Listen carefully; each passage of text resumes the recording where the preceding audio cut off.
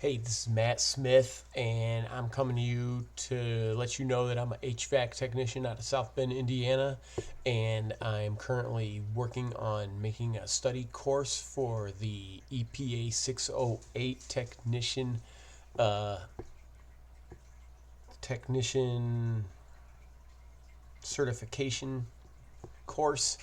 So if you follow along with this, and I'm going to put out some questions for you, I'm going to definitely be able to get you um, pretty much all the information you need to pass the 608 exam.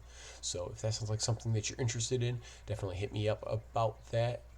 This is not going to be a complete guide that's going to get you to pass the course for sure, but it is definitely going to be an aid that's going to help you out a whole lot. In fact, I'm probably going to be able to still out all the information that you're going to need. This is going to be focused on the core exam, and this is going to be part 3. So I'm going to kick it right in where we left off of part 2, and we're going to be starting to talk about refrigerant blends. So within refrigerant blends, your first type is azeotropic or non-azeotropic refrigerant, and it is a blend of components that change their composition and saturation temperatures as they evaporate or condense at a constant pressure. In other words, the blend boils out at a different temperature, exhibits temperature glide, but at the same pressure. Since zeotropes retain the characteristics of each refrigerant in the blend, they can leak at an uneven rate. Zeotropic mixtures should be charged as a liquid only. A azeotropic refrigerant is a blend of components that boil out at the same temperatures, do not exhibit temperature glide, and act as a single refrigerant compound. A zeotropic refrigerant can be charged as a vapor or a liquid.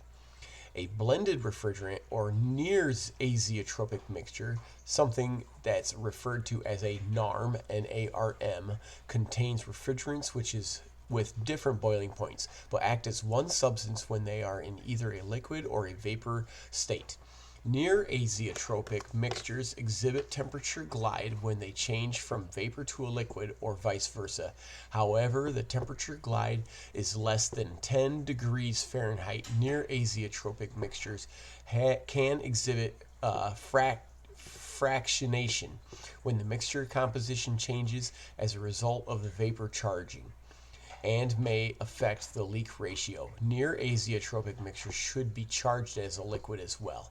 Temperature glide is the difference in temperature that occurs when a refrigerant evaporates or condenses, changes from the vapor to the liquid or the liquid to the vapor under the constant pressure. This means that the temperature in the evaporator and the condenser is not constant. Temperature glide can also be understood as difference between dew point and the bubble point. The dew point occurs when the saturation temperature in the evaporator causes the refrigerant to change from a liquid to a vapor. The bubble point occurs when the saturation point in the condenser changes from a refrigerant from a vapor to a liquid. Fractionation is a separation process in which certain quantities of mixtures is divided during a phase transition, liquids to gas, gas to liquids, etc., etc., etc., into any number of smaller quantities. R407C is particularly susceptible to fractionation.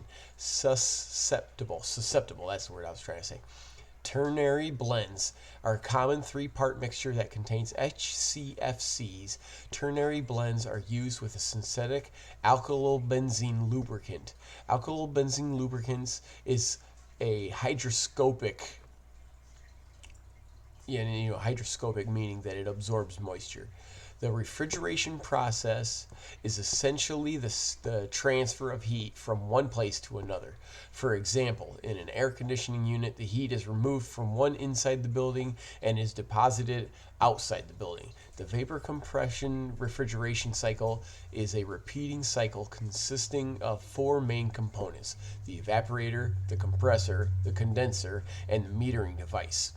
The evaporator changes the heat into the system from the space to be cooled. The absorption of the heat into the refrigeration causes it to boil. Upon leaving the evaporator, the refrigerant is a low pressure, low temperature, superheated vapor. The compressor takes the low pressure, low temperature vapor and changes it to a high temperature, high pressure, superheated vapor and delivers it to the condenser. Because of the vapor pressure difference between refrigerant and oils, and the refrigerants will migrate towards the compressor crankcase while the oil will not. Hermetically sealed compressors are often found in systems that they cannot be serviced as their shell is welded shut. Never operate a hermetically sealed compressor when there is a dehydration vacuum in the system. The condenser rejects the heat from the system and changes the refrigerant from a high temperature, high pressure vapor into a high pressure, high temperature liquid. The metering device reduces the pressure of the refrigerant and changes the high pressure, high temperature liquid into a low pressure, low temperature liquid. The refrigerant goes back to the evaporator where the process starts all over again. The gauge manifold set, also known as a service manifold, is an important tool for the technician that measures pressures readings at different points in the refrigeration system. The compound gauge is usually blue and measures low pressure, which is PSIG, and vacuum inches, HG. The high pressure gauge is usually red and measures the high side discharge pressure. The scale on the high pressure side is a continuous scale and is usually calibrated to read from 0 to 500 psi. The center port of the manifold is usually a yellow hose and can be connected to the recovery device evacuation vacuum pump or charging device. Many manifolds have a fourth hose for a vacuum, usually larger in diameter and black in color. General service maintenance. To limit the potential of accidents, refrigerant emissions, it is important to follow the procedures and make sure that the refrigeration system is in good operating order. This includes making sure that the equipment used is approved by the EPA, regularly checking for leaks, repairing leaks, and making sure that all fittings are tight during service and recovery.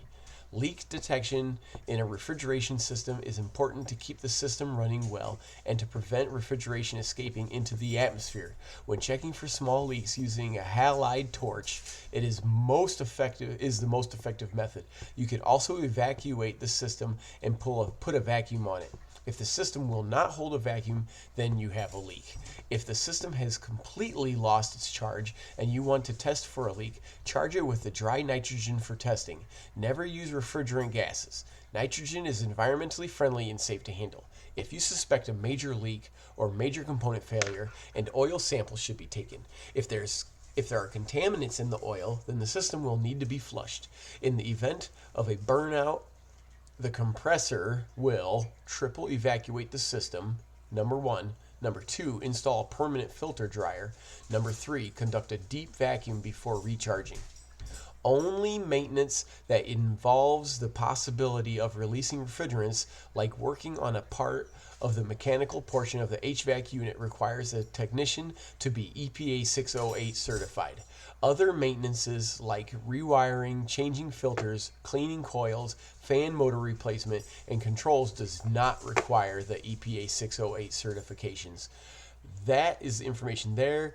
I'm going to put a list of questions in the comments section below. You feel free to go through there, listen to this as many times as you need, and then go ahead and check out those questions in the comments section.